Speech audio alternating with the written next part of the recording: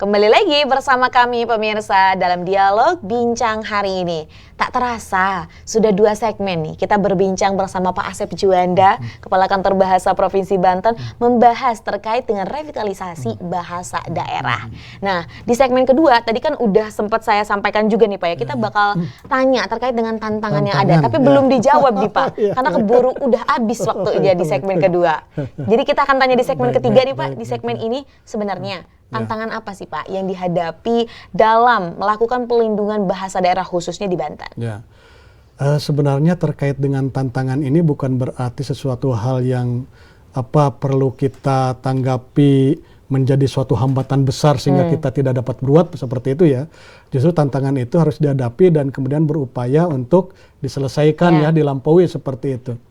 Nah sebenarnya tantangan-tantangan yang dirasakan klasik sebenarnya. Klasik ya, klasik. Apa tuh Pak? Ya salah satunya terkait anggaran.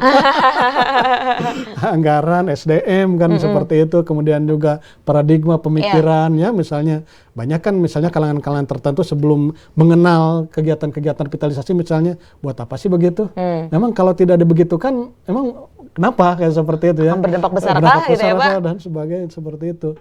Dan kemudian juga, mohon maaf misalnya di sebagian pemerintah daerah juga masih ada yang belum peduli ya, belum peduli misalnya itu. Belum peduli terlebih ketika nanti itu ada lomba tingkat kabupaten kota yang anggarannya itu dari pemerintah daerah. Kalau tingkat provinsi dari kami ya, dari BIMTEK dan sebelumnya dari kami. Nah, pengimbasan dan itu lomba tingkat kabupaten kota di pemerintah daerah. Nah, pemerintah daerah itu kan melihat ini di akun mana kalau bahasa. Iya, betul. Kemudian ini ada tidak seperti itu, walaupun ada revisi bagaimana ya. Jadi sikap positifnya, keberpihakannya memang yang perlu digali juga terkait sehingga berkaitan anggaran itu juga bisa dimunculkan, maksudnya ya diupayakan. Sebenarnya kami sudah melakukan berbagai pendekatan ya dan koordinasi, diskusi dan sebagainya. Pemerintah daerah kan apalagi otonom ya, tentunya berkaitan dengan anggaran yang kami kira tidak terlalu besar sebenarnya itu ya mudah lah, dan mereka pun dari teman-teman dari pemerintah daerah pun ya banyak mengakui sebenarnya mudah dalam artian, tapi mudahnya harus mengupayakan. Betul. Ada beberapa tahapan yang harus mereka lakukan ya, mungkin koordinasi dengan pihak tertentu yang terkait punya kebijakan itu, ABC dan sebagainya seperti itu. Dan di sisi lain juga ada pemerintah daerah yang memang sudah melaksanakan program ini sebelumnya. Ada beberapa pemerintah daerah tinggal menyesuaikan misalnya mata lomba nih, mereka ada baru 2, 3, tinggal disesuaikan asalnya bahasa A mungkin dapat menyesuaikan seperti itu. Nah jadi itu yang tantangan yang pertama ya, dan mudah-mudahan ya dapat terlampaui ya. Itu melalui proses juga ya Pak ya. Proses ya seperti itu. Dan kemudian juga terkait dengan SDM ini kan pelatihan guru utama misalnya. Itu kan tidak semua guru bahasa daerah. Betul. Ya, bahasa daerah itu. Ya misalnya di beberapa kabupaten kota yang sudah ada muloknya, itu tidak semuanya gurunya latar belakangnya pendidikan bahasa daerah seperti itu. Tapi itu kan sebagai pengupayaan dari guru yang memang penutur jatinya bahasa daerah tersebut, dia secara metodenya sudah punya kata guru ya, dan dia pun punya sebagai penutur jati itu ya bagaimana diupayakan mengajar bahasa daerah tersebut. Misalnya Pandeglang, Lebak yang ada muloknya atau Kabupaten Serang kan gurunya juga terbatas. Ada bagaimana nanti upaya pengimbasannya seperti itu. Nah itu juga sebuah tantangan, dan itu sudah kami koordinasikan, kompromikan bagaimana langkah-langkahnya terlampaui lah ya gitu ya Pak ya. Seperti itu ya. Paling tidak itu sih yang kami rasakan yang menjadi tantangan itu. Selebihnya ya kami merasakan ya mengalir saja begitu. Ya, apalagi dengan pemerintah daerah yang memang selama ini sudah terjalin komunikasi dengan baik ya melalui kegiatan-kegiatan lain. Walaupun kegiatan secara besarnya kami kan punya 3 program prioritas itu ya, literasi, revitalisasi bahasa daerah, dan penginternasyonalan bahasa Indonesia. Ya, program 3 program prioritas, tapi kan kegiatannya banyak seperti itu. Nah di antara kegiatan itu bercabang ya Pak dari 3 program itu ternyata. Ya nanti akan ada koordinasi dengan pemerintah daerah kan seperti itu. Nah itu sudah terjalin ya. Itu juga ya mudah-mudahan itu memang dapat terlampaui. Kenapa masih mudah-mudahan?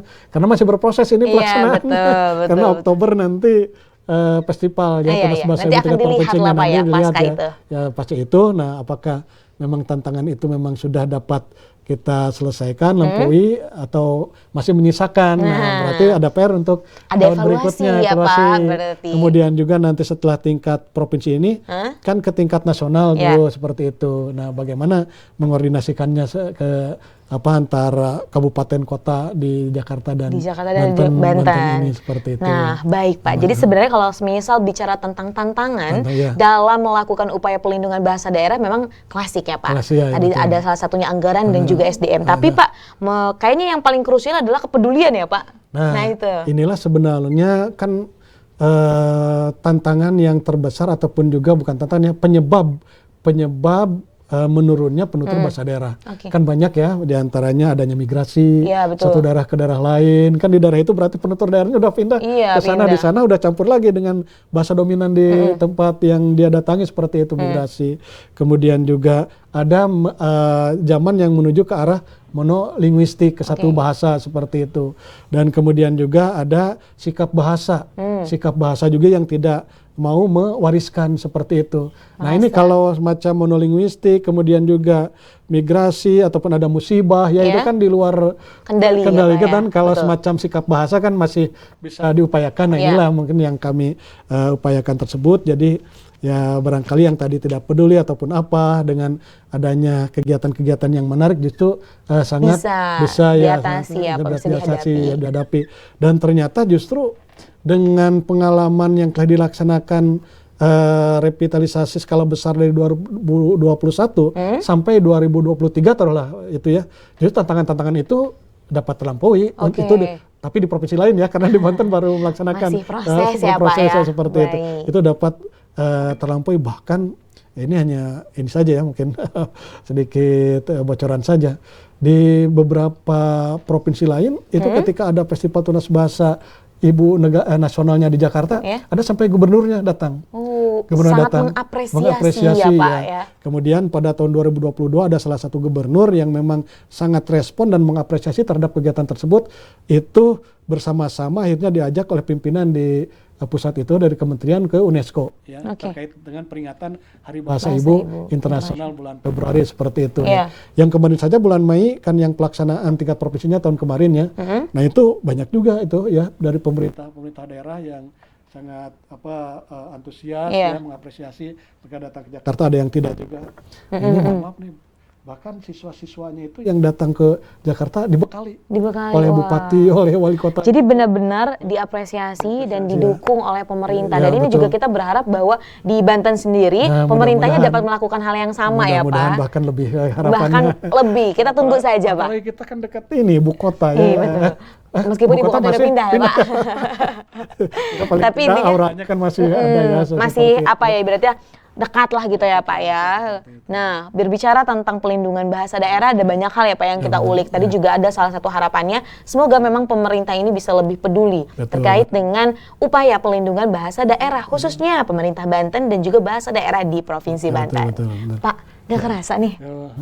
Kita udah berbincang selama 30 menit pemirsa, membahas terkait dengan revitalisasi bahasa daerah. Tapi Pak, sebelum menutup perjumpaan kita hari ini, boleh Pak kasih closing statement terhadap kepada pemirsa Setia Sultan TV nih terkait dengan revitalisasi bahasa daerah. Silakan Pak. Terkait dengan revitalisasi bahasa daerah ini adalah upaya yang memang harus dilakukan oleh semua pihak, baik itu pihak pemerintah daerah, pemerintah pusat, masyarakat, kemudian pihak-pihak yang terkait, sehingga dilaksanakan secara masif itu, maka bahasa daerah akan semakin eksis ya, dan penggunaannya tentu kita sesuai dengan kapasitas ataupun juga kapan dan di mana.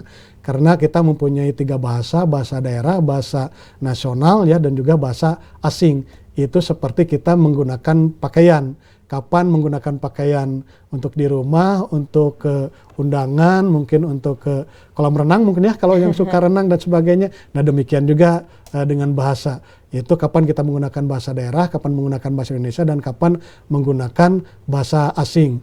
Nah dari ketiga bahasa ini yang sangat mengkhawatirkan adalah bagaimana eksistensi bahasa daerah. Oleh sebab itu kami mengajak mari kita upayakan kita masing-masing menggunakan bahasa daerah tentunya, tapi dengan waktu, tempat ataupun kapasitas kita masing-masing, dan juga jangan lupa untuk mewariskan ke generasi berikutnya, terutama adalah di tataran keluarga. Berdasarkan data BPS kurang lebih tahun 2022 itu hanya 71% sekian lah di keluarganya itu berkomunikasi dengan bahasa daerah. Ya selebihnya mungkin ya variatif ya, ada bahasa nasional ataupun bahasa asing. Padahal itu adalah di keluarga. Mari kita mulai berbahasa daerah dari keluarga, kemudian juga di suasana-suasana yang memang tidak formal, ataupun juga kesempatan lain yang memang memungkinkan untuk menggunakan bahasa daerah, sehingga secara tidak langsung kita sudah berupaya untuk